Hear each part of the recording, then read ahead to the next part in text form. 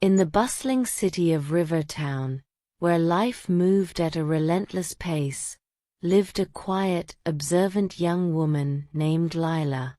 She worked at a small coffee shop on the corner of Market Street, serving hurried customers who barely glanced up from their phones.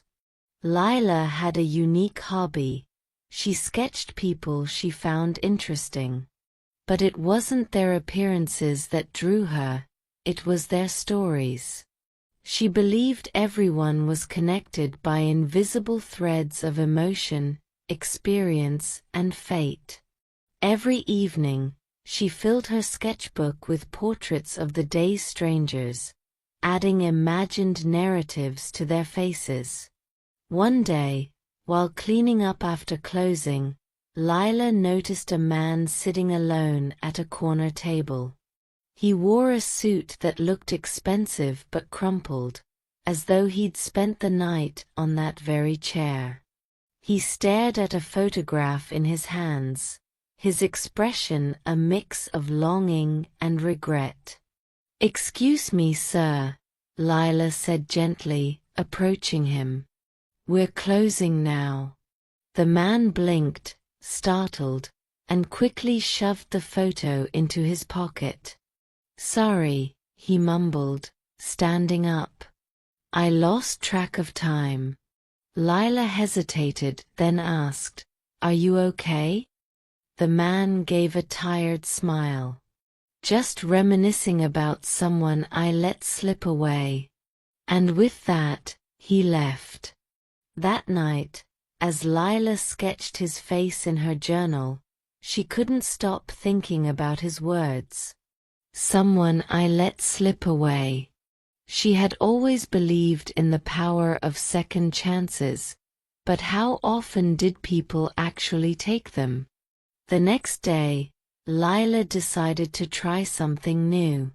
She placed a small sign by the counter that read, "Share your story, and get a free coffee." At first, people laughed at the idea. A few even dismissed it as silly.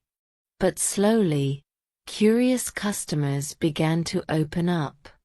A young woman talked about her dream of becoming a dancer, despite her parents' disapproval. An elderly man shared a tale of reuniting with his childhood sweetheart after decades apart. Each story felt like a thread, weaving a tapestry of connections in Lila's mind. One afternoon, the man in the crumpled suit returned.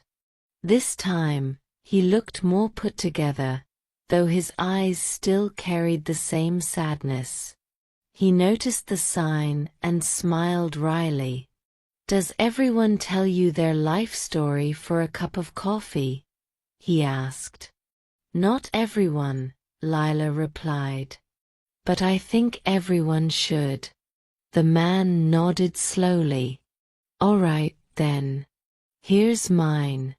He introduced himself as Adrian, a successful businessman who had spent years climbing the corporate ladder.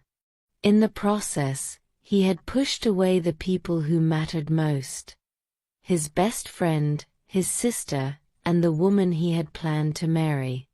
"I always told myself I'd fix things later," Adrian admitted. "But now I'm not sure if later will ever come." Lila listened carefully, then said, "It's never too late to reconnect. Sometimes, the people we love are just waiting for us to make the first move." Adrian seemed unconvinced, but thanked her for the coffee. Over the following weeks, Adrian became a regular at the coffee shop. Each time, he seemed a little lighter, a little more hopeful. One day, he brought a small notebook with him. "I've started writing letters to the people I've hurt," he said. "Even if they don't forgive me, at least they'll know I'm sorry." Lila smiled. "That's a brave step." Months passed, and Lila's coffee shop became more than just a place to grab a drink. It became a sanctuary for stories. Customers began leaving notes on the walls, sharing their dreams, regrets, and triumphs. The shop's walls were soon covered with hundreds of colorful scraps of paper, each one a thread in the tapestry of human connection. One day, Adrian walked in with a woman by his side. She was elegant and kind-eyed, and the way she looked at Adrian spoke of deep forgiveness. "This is Emma," Adrian said, his voice filled with emotion. "The woman I thought I'd lost forever." Emma laughed softly. "He didn't lose me, he just needed to find himself first." Lila watched them leave, hand in hand, and felt a warmth in her chest. She realized that her small sign, "Share Your Story," had created a ripple effect, helping people mend their broken threads. That evening, as she sketched the two of them in her journal, she added a new line beneath their picture. "Sometimes, the invisible threads of our lives just need a little tug to bring us closer." Let's learn some words from the story.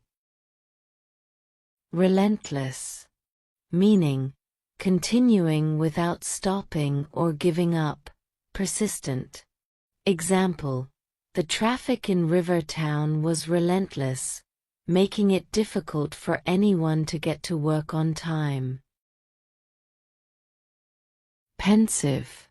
Meaning, engaged in deep thought, reflective or contemplative.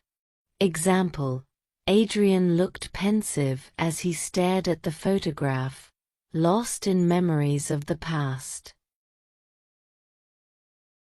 Sanctuary. Meaning, a safe place or a place of comfort and peace.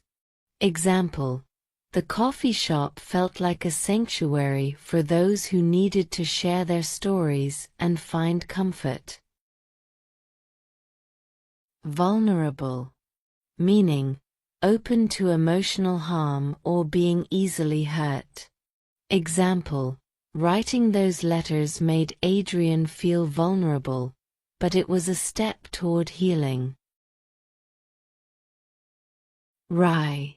Meaning, using or expressing dry, especially mocking, humor, showing irony. Example: Adrian gave a wry smile as he shared his struggles with Lila. Don't forget to like, share, and subscribe.